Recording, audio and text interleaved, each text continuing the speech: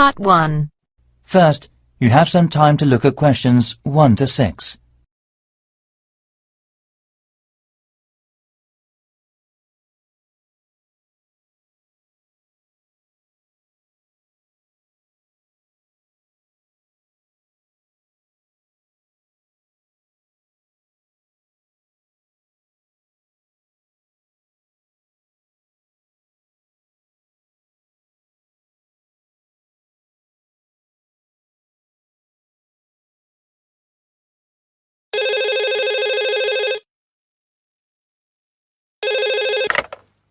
Dubai Palm Apartments. Amanda speaking. How can I help you? Oh, hi, Amanda. I'm ringing to inquire about a holiday apartment for the month after next. Okay, no problem. Let me get your details first, then I'll tell you what we've got. Is that all right? Fine, go ahead. Okay. Can I have your name first, please? Yes, it's Leo Blücher. That's L-E-O. That's my first name. And my surname is B-L-U-C-H-E-R. Okay, I've got that. Where are you from, just out of interest, Leo? I'm Austrian. Right, okay. And what's your address? It's number 37, Blumengasse in Vienna. Right. Could you just spell Blumengasse for me, please, Leo? My German's not too good. Sure. It's B-L-U-M-E-N-G-A-S-S-E. Great, thanks. And what's the weather like in Vienna at the moment? It's pretty grey and rainy, I'm afraid. Hope it's better in Dubai. Yes, it's lovely at the moment. Sunny and warm, but not too hot. Now, can you give me your phone number? Yes, it's 4312-11057. Great. So, you're looking for a holiday apartment, Leo. How many people is it for? Just yourself? No, there'll be 4 of us, 2 adults and 2 children. Fine. And when would you like it from? Ideally from the 1st of January. January the 1st. Okay. I'll have a look and see what we've got. How long would you like to stay? Well, it depends a little bit on the price, but I think that about 9 days would be perfect. Fine. And talking of prices, what would be your maximum, do you think? Well, I've looked on the internet, but I don't know if I'm being realistic if I say 200 euros per day. Things seem to range from 150 to well over 400. Well, it depends where, of course, but I think we could probably find something for you at that price. Great. Before you hear the rest of the conversation, you have some time to look at the questions 7 to 10.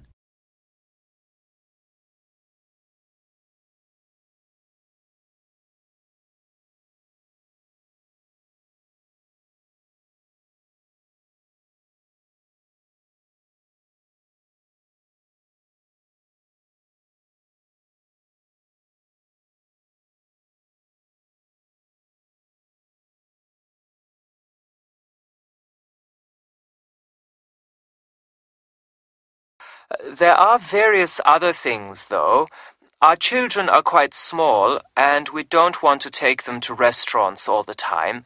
So one thing we'd really appreciate is a fully equipped kitchen, so we can do some cooking. Yes, I completely understand. Do you have any other special requirements? Yes, we live in the city centre, hundreds of miles from the sea, so we'd really like to be able to see it from our apartment. Okay, I'll note that down. All our apartments come with air conditioning and central heating, by the way. Oh dear, one thing I don't like is the noise of air conditioning in the background. Can you make sure it's as quiet as possible? Yes, I'll look into that. Anything else? Yes, just one more thing. We'd like to hire a car while we're in Dubai, so we'll need to have a parking space, I think. We don't want to have to walk a long way from the car to the apartment. I think you're quite right. I'll look into all these things and make a list of possible apartments. Do you have an email address so I can send them to you? That is the end of part 1. You now have half a minute to check your answers.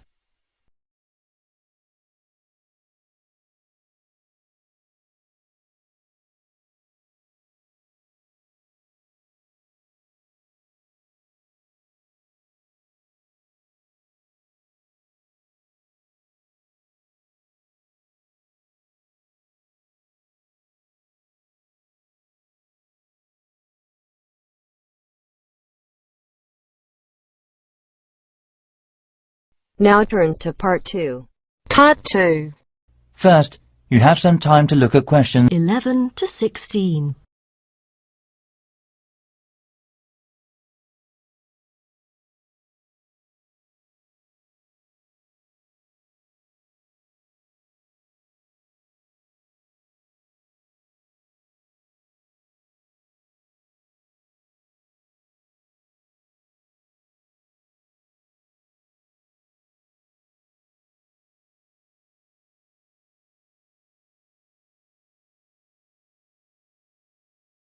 Now listen carefully and answer questions 11 to 16. Hello and welcome to today's talk.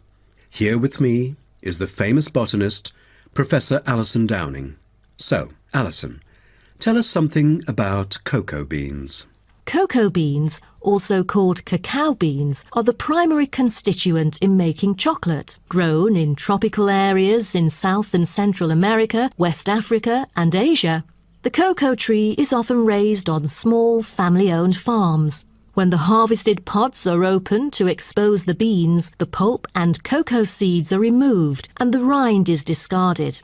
The pulp and seeds are then piled in heaps, placed in bins or laid out on grates for several days. During this time, the seeds and pulp undergo a process called sweating, where the thick pulp liquefies as it ferments. The fermented pulp trickles away, leaving cocoa seeds behind to be collected. This is when the beans are harvested, and then the bags holding them are ready to be transported. But the most important step in processing the cocoa bean is cleaning it. Once the beans are unloaded from the railroad cars, the packages are opened and then weighed by machines. Then the pods are split and the seeds or beans are covered with a sweet white pulp or mucilage. On arrival at the factory, the cocoa beans are sorted and put in a hopper to be cleaned more rigorously. The wet beans are then transported to a facility so they can be fermented and dried. They are fermented for 4 to 7 days and must be mixed every 2 days. They are dried for 5 to 14 days, depending on the climate conditions. The fermented beans are dried by spreading them out over a large surface and constantly raking them. Then the beans are ready to be roasted. Now, roasting takes place at a high temperature and then the beans are boiled in a heated chamber. During the roasting process, the beans will be expanded and cracked. But prior to this, the beans are trodden and shuffled about using bare human feet.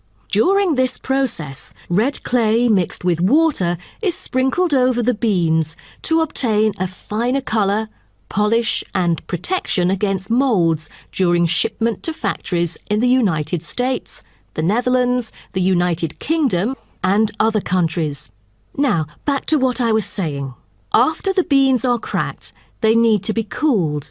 Then the roasted beans are sealed in pockets. Before you hear the rest of the talk, you have some time to look at questions 17 to 20.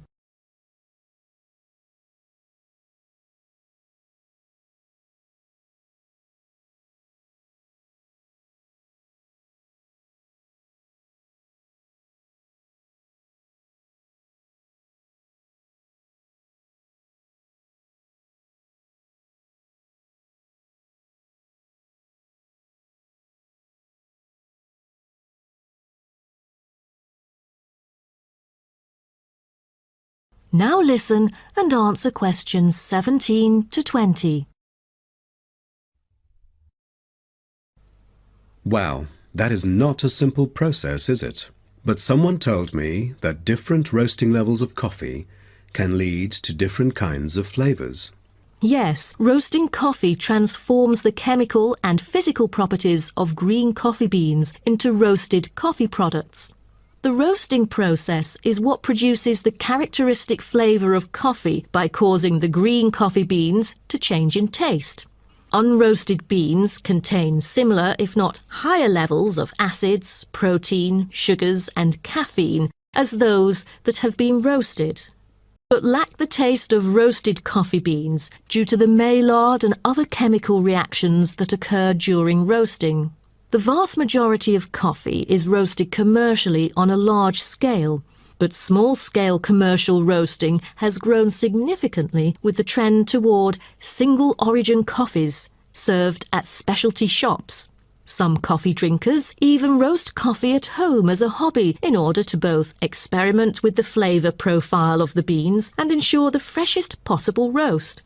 So here I'm going to introduce some of these roasted coffee beans and their special flavours. Now, the first crack is lighter bodied and has a higher acidity level with no obvious roast flavour and is popular for its special mild taste. This level of roast is ideal for tasting the full original character of the coffee. The green beans are raw, unroasted coffee beans. They are strictly hard beans with a smoky flavour and are slightly acidic. We've also got French roast, and the flavour that comes across in French roast coffee usually has more to do with the roasting process than the actual quality of the beans.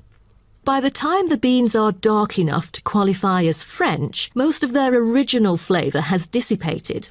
In its place come the flavours of caramelising sugar, bittersweet coffee and often a bit of chocolate. And finally, espresso smoky.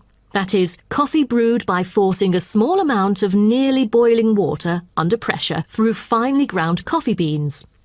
Espresso is generally thicker than coffee brewed through other methods, has a higher concentration of suspended and dissolved solids, and has creamer on top. As a result of the pressurized brewing process, the flavours and chemicals in a typical cup of espresso are very concentrated.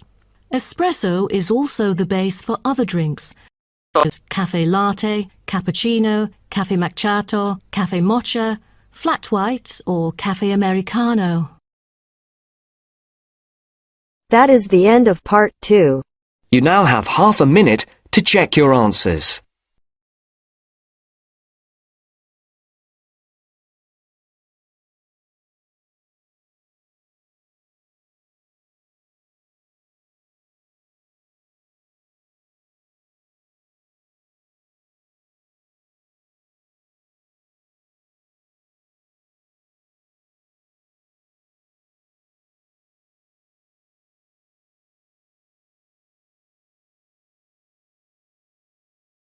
Now turns to part 3. Part 3. You will hear a trainee teacher called Eve talking to her university tutor about her preparations for teaching practice. Before you listen, you have some time to look at questions 21 to 25.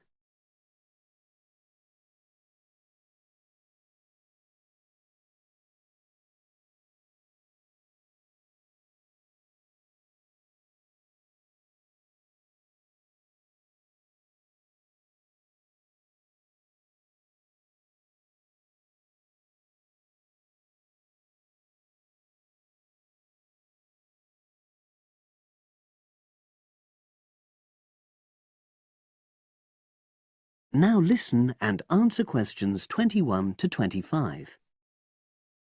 Hello, Eve. Come in and sit down. How's it going? Fine, thanks. I'm looking forward to my teaching practice next week. Good. Now, you've got 2 classes, haven't you? Year 3 and Year 6. Have you done your lesson plans? Well, I've decided to take the topic of renewable energy. I haven't done a lesson plan for Year 6 yet, but I thought I'd base their lesson on an example of very simple technology. So I've brought this diagram to show you. I got it from the internet. Let's see. A biogas plant. So this is equipment for producing fuel from organic waste. Yes. The smaller container on the left is where you put the waste you've collected. Right, and from there it's piped into the larger tank. That's right. And that's slurry on the base of the larger tank. Right. And what exactly is slurry? It's a mixture of organic waste and water. So is that pipe at the bottom where the water comes in? Yes, it is. As the slurry mixture digests, it produces gas, and that rises to the top of the dome. Then, when it's needed, it can be piped off for use as fuel in homes or factories. It's very simple. I suppose there's some kind of safety valve to prevent pressure build-up? That's the overflow tank. That container on the right. As the slurry expands, some of it flows into that, and then once some of the gas has been piped off, the slurry level goes down again, and the overflow tank empties again. I see. Well, I think that's suitably simple for the age level it's for. I look forward to seeing the whole lesson plan. Thanks. And can I show you my ideas for the Year 3 lesson? Of course. Let's look. Before you listen to the rest of the conversation, you have some time to look at questions 26 to 30.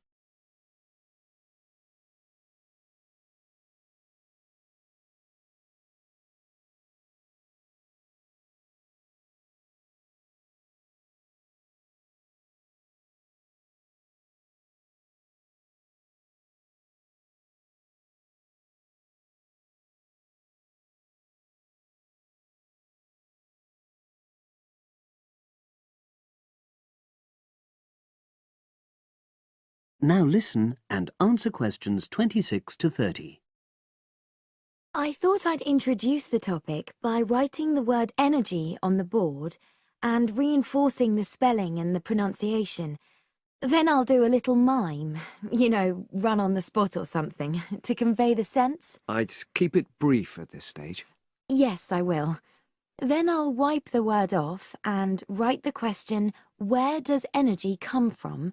And see what the pupils come up with. Fine. I'd suggest that you just brainstorm at this stage and don't reject any of their suggestions. Yes, that's what I was going to do.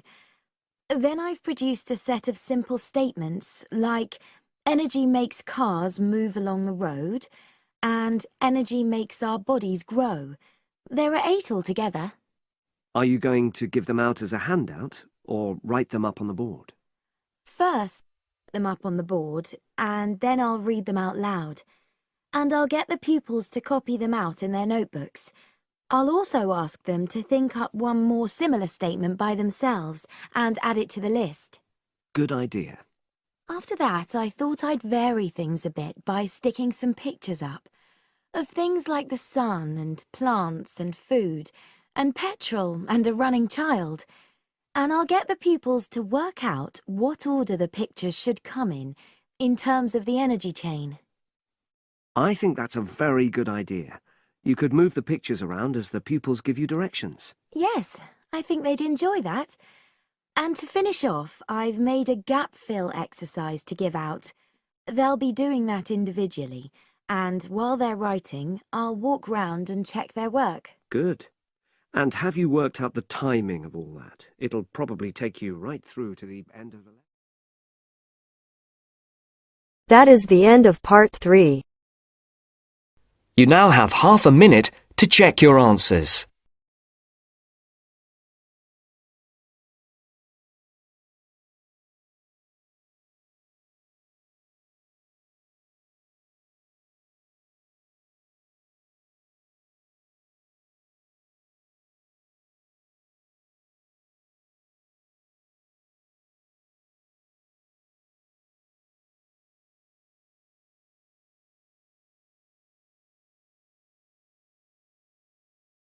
Now turns to part 4. Part 4. You will hear a lecture on climate change. First, you have some time to look at questions 31 to 40.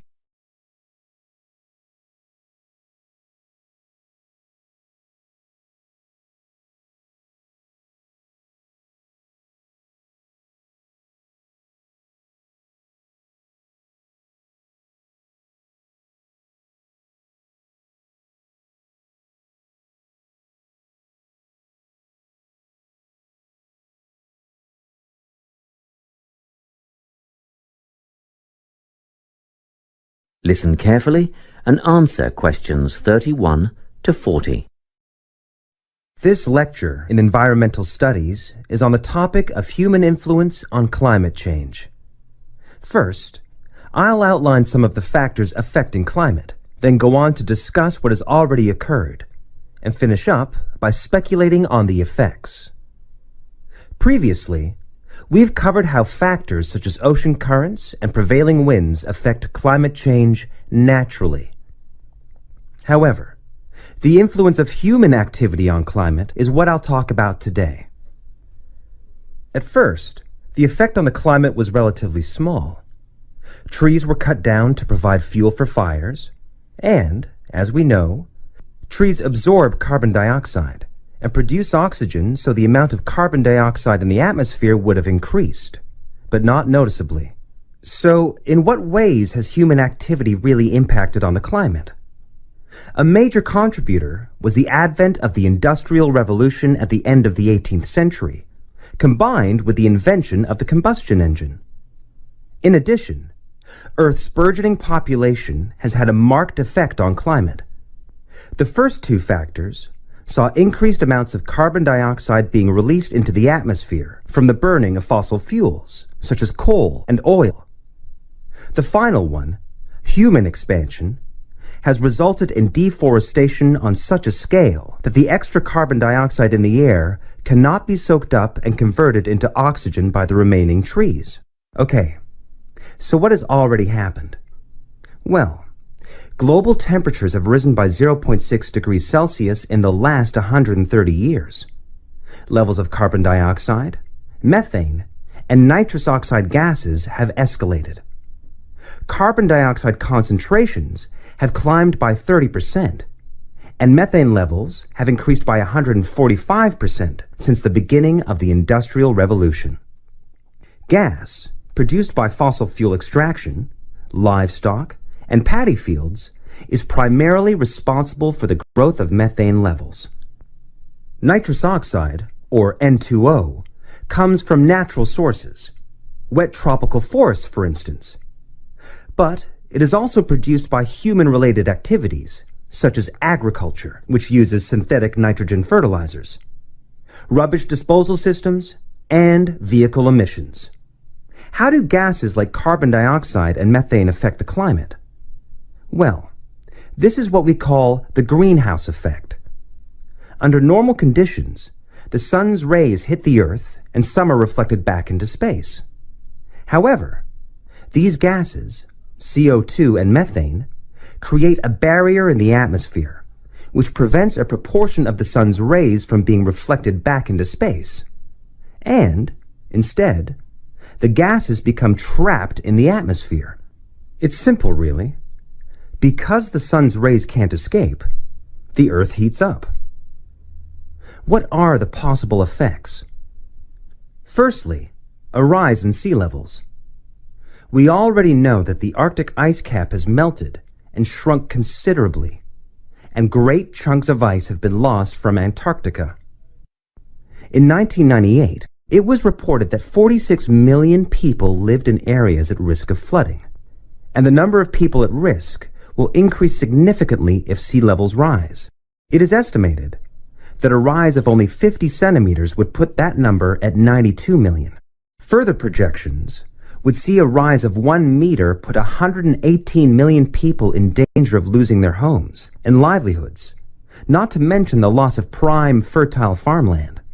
Experts predict a rise of at least 50 centimeters over the next 50 years or so.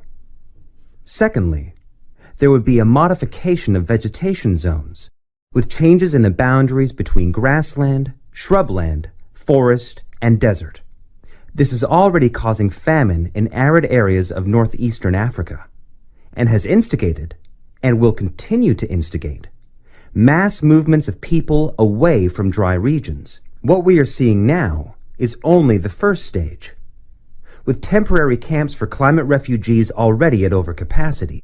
In the future, there will be significant migration resulting in extreme overcrowding of towns and cities.